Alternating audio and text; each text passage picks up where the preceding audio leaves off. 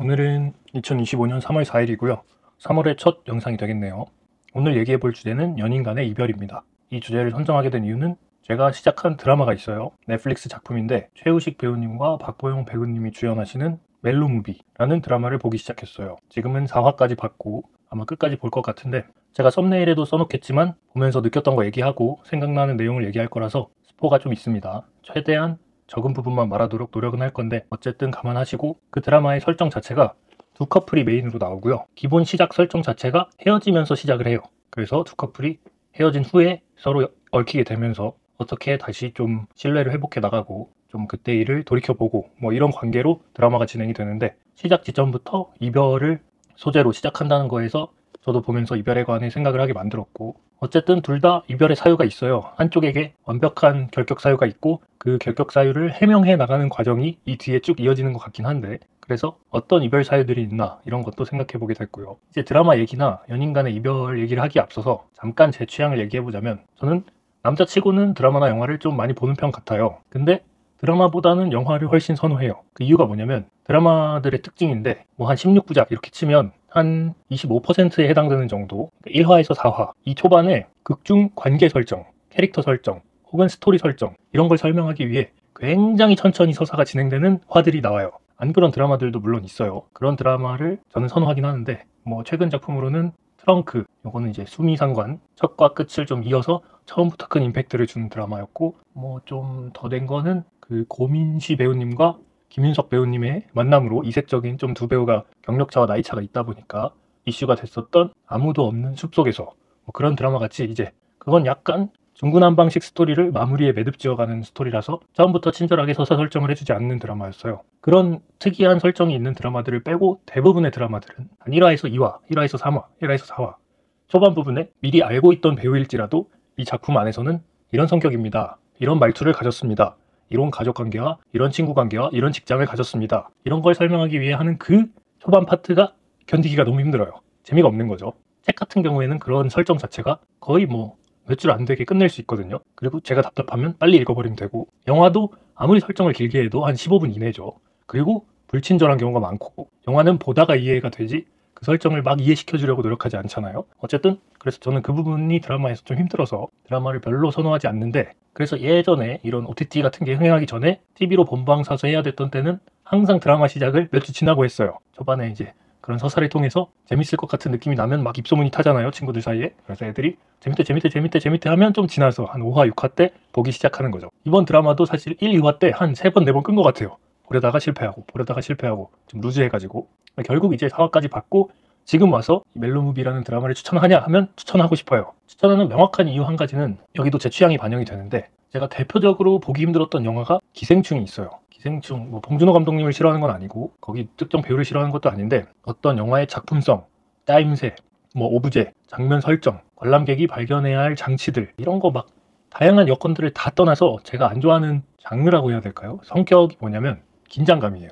저는 절대 공포 영화를 잘 안 보고요. 그런 약간 잠깐의 한 10분 정도의 긴장은 괜찮지만, 기생충 보신 분들은 아시겠지만 기생충은 시작부터 끝까지 긴장 안 되는 순간이 없어요. 막 마음속 뭐 배에 그냥 구렁이 한 10마리 넣어놓고 막 괴롭힘 당하는 그런 기분이란 말이에요. 그래서 그런 거 별로 안 좋아해서, 그 반대 의미로 이 드라마는 조금 위기가 오려 하면, 물론 1화부터 4화 기준입니다, 바로 따뜻해져요. 해결이 잘 되고 대사들도 따뜻한 대사가 많고 현실적이면서도 조금은 마음을 녹이는 안정적인, 사실 주연 배우 두 분 이미지만 봐도 굉장히 따뜻하긴 하죠. 최우식 배우나 박보영 배우나. 뭐 제가 느끼기에는 큰 반전은 없어요, 역할에.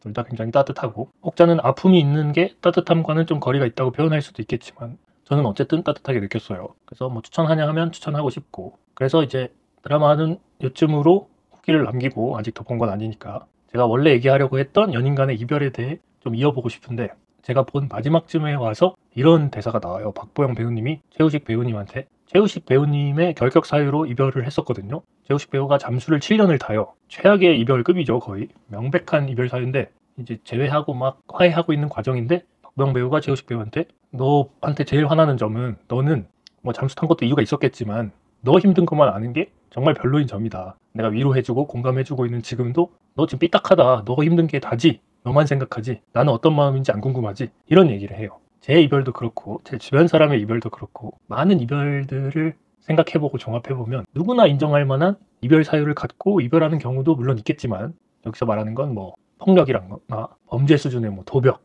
사기 뭐 이런 거나 바람 피는 거, 이런 건 당연히 헤어지는 게 맞는데, 그런 걸로 가지 않더라도 이별하게 되는 많은 커플이 있단 말이에요. 그래서 돌이켜서 제 경험을 많이 빗대서 생각을 해보면, 종합해서 핑계 댈 수 있는 하나의 단어는 결국 권태기인 것 같아요. 권태기가 상당히 무적인 게 뭐냐면, 뭐 바꿔 얘기하면 애정도가 좀 떨어졌다, 사랑이 식었다, 이런 얘기잖아요.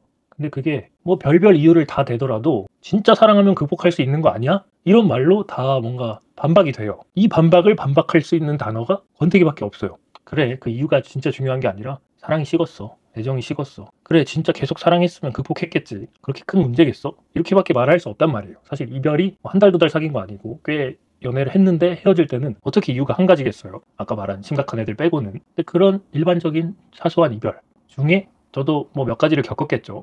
그 중에서 이제 오늘 하나를 공유하고 싶은데, 저는 이제 이별하고 전 연인과 친구로 남은 적이 없어서, 연락하고 지내는 사람이 없어서 동의를 구할 수가 없어요. 이 얘기 해도 돼? 공개적으로? 그렇기 때문에 최대한 상대방이 본인 얘기인지 알아채지 못하도록 얘기를 해보겠습니다. 미리 지금 얘기를 하자면, 너 얘기 아니고 너 다음 사람 얘기야. 그러니까 너 얘기 아니다, 이렇게 얘기를 해놓고, 제가 했던 이별 중에 참 명확하지 않은 이유지만, 사소하지만 저한테는 그 틈의 시작이 되었던 사건이 하나 있었어요.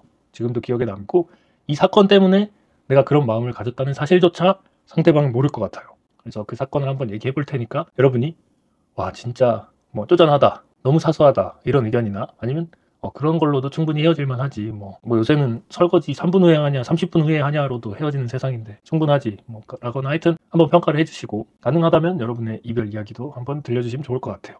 그래서 제 이별 이야기를 해보면, 그날 각자 일정이 있고 저녁에 예약한 식당에서, 뭐 정확한 수치는 틀릴 수도 있어요, 한 6시 반쯤에 예약해서 만나기로 했어요. 그래서 한 4시 반까지는 따로 있다가 카톡 정도 했겠죠. 4시 반쯤 전화를 했어요. 우리 언제 만나서 갈까? 식당이 여기 있으면 저는 여기 있었고 그분은 여기 있었던 거죠. 그래서 중간에서 만나서 같이 가자, 이런 통화를 4시 반에 한 거예요. 근데 이제 여기 우리 둘에서 식당까지가 한 30분 거리여서 6시 반까지니까 한 6시에만 만나도 갈만 했는데 5시에 만나자는 거예요. 그래서 왜 갑자기 5시에 만나? 그렇게 했더니 자기가 세탁소에 맡길 세탁물이 있대요. 세탁소 위치를 제가 검색을 했죠. 제가 또 제이니까. 근데 아쉽게도 식당과 우리 사이에 세탁소가 있는 게 아니라 이런 좀 먼 지역에 세탁소가 있는 거예요. 맡겨야 되는 곳이.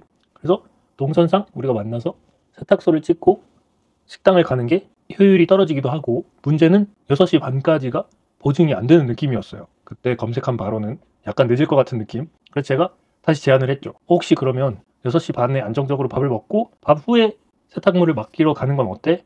이렇게 제안을 했는데 약간 반응이 못 믿어졌어요. 떨떠름했어요. 제가 느끼기에는 삐졌어요. 저는 왜 삐진지 몰랐죠.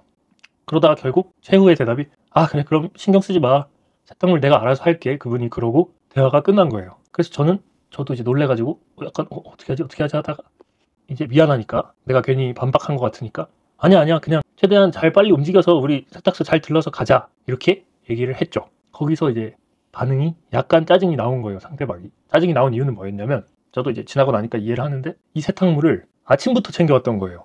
하루 일과 내내 이렇게 들고 다닌 거죠. 뭐 셔츠 하나 이런 게 아니라 한 뭉탱이였어요. 이걸 힘들게 하루 종일 들고 다녀서 딱 세탁소에 편하게 맡기고 밥 먹으러 가서 기분 좋게 데이트하고 딱 그 뒤를 이렇게 뭔가 후를 터는 마음으로 샤랄라 하고 싶었던 건데, 저는 몰랐죠. 아직 안 만난 상태니까. 뭐 셔츠 하나 있는 줄 알았고, 언제 챙긴지도 모르고, 세탁물의 존재도 만나기 직전에 통화해서 알았으니까. 이런 애매한 대화 끝에 이제 결국은 만나서 뭐 세탁물 제가 왕창인 거 보고 좀 미안하고, 하여튼 제가 들고 잘 이렇게 다니고 밥도 잘 먹고 세탁물도 잘 맡겼어요. 그래서 그날 뭐 그렇게 큰 문제 없이 싸움으로 가지 않고 끝났는데, 며칠이 지나서 뭐 세탁기기 때문이었는지 그날 얘기가 다시 나왔기 때문인지 그날 얘기를 하게 됐고, 제가 이제 제안을 하게 된 거죠. 어떤 제안이었냐면, 모든 배경 지식이 있다면 우리 둘을 제3자가 멀리서 두 상황을 봤다면, 이해가 완벽히 됐다면, 결정이 제 성격 같으면 세탁소를 먼저 들렀을 것 같아요. 얼마나 그게 후련합니까? 먼저 맡기고 딱 데이트하러 가는 게, 하루 종일 들고 다닌 그 짐을. 근데 제가 몰랐잖아요. 근데 이 모름을 얘가 의도한 거였어요. 사실 왜 의도한 거냐면 배려죠. 자기가 아침부터 갖고 나왔다는 사실을 알면 내가 신경 쓸 테니까, 그리고 예약한 식당에 조금 늦게 되면 세탁물 때문에 늦는 거니까 미안할 테니까, 본인도 여러 이렇게 조건을 생각해 보다가 본인이 참고 다음에 세탁물을 맡기로 결심을 해버린 거죠, 혼자서. 근데 그렇게 해버리면 이 모든 상황을 알게 됐을 때 반대로 또 제가 미안해진단 말이에요. 우리 둘은 서로 잘못한 거 없이 결정이 바뀐 이유는 정보 부족, 그리고 서로 배려심이 너무 넘쳤던 거죠.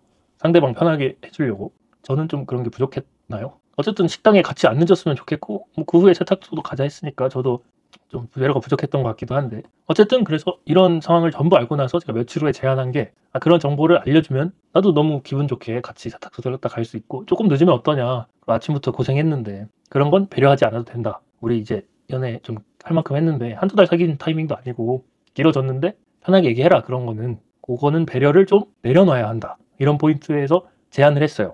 그리고 그거를 신경 쓰기 시작하게 된 거죠. 왜 신경 쓰기 시작하게 됐냐면, 제가 이 친구를 뭐 엄청 좋을 때, 뜨거울 때를 지나서 이제 장기화 되면서 만나는 거 너무 좋고 사랑도 커져가고 하는데, 뭔가 뭐를 안 편하면 5%가 남아있는 거예요. 계속 함께 있을 때 완전히 딱 이렇게 가족같이 편하다 이렇게는 안 되는. 지금 말하는 건 좀 긍정적인 의미가 아니라 조금 불편한 느낌의 5%, 뭐 설레는 5%가 남았다 이런 얘기 아니고요. 그래서 이 5%가 뭐였을까 했는데, 그날 딱 그 사건으로 이게 내려놓지 못하는 배려, 요게 그 5%인가? 이런 하나의 생각이 생겨버린 거죠. 그 뒤로 굉장히 사소한 일들이 많았는데 다 그걸로 머리가 귀결되는 거예요. 또 하나 예를 들어보면 아주 사소한 건데, 우리 집에 놀러 왔어요. 하필 내가 청소하는 타이밍에 놀러 온 거야. 청소를 막 하고 있는데 상대방은 들어오면서 불편했겠죠. 이걸 어떻게 해야 되지? 근데 사실 청소할 의무는 없잖아요. 내 집은 내가 어지르는 거니까. 그래서 편히 쉬어, 편히 쉬고 있어, 청소 금방 끝나 하고 그래도 청소를 이어한 거죠.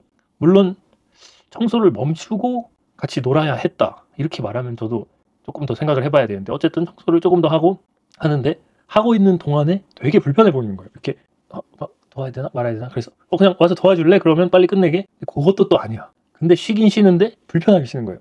청소 끝나가? 괜찮아? 이렇게 되게 애매한 거죠. 하나만 해야 되는데 배려심이 마음에 남아가지고 편히 못 쉬는 거예요. 그럼 저도 또 미안해지고, 저도 청소 급해지고. 뭔가 이게 완벽히 계획된 데이트고 시간이 정해져 있고 이러면 결정을 또 할 수 있지만, 그냥 집에 놀러 온 것 자체가 꽤 요즘 말로 칠한 상황이잖아요. 편한 상황이어야 되는데 서로 불편한, 이런 게 내려놓지 못하는 배려가 서로를 힘들게 할 수 있구나, 이런 생각에 사로잡혀서, 물론 이 이유 때문만은 아니지만 이게 꽤 큰 이유로 점점 마음이 커져가지고 몇 번 얘기를 하게 된 거예요.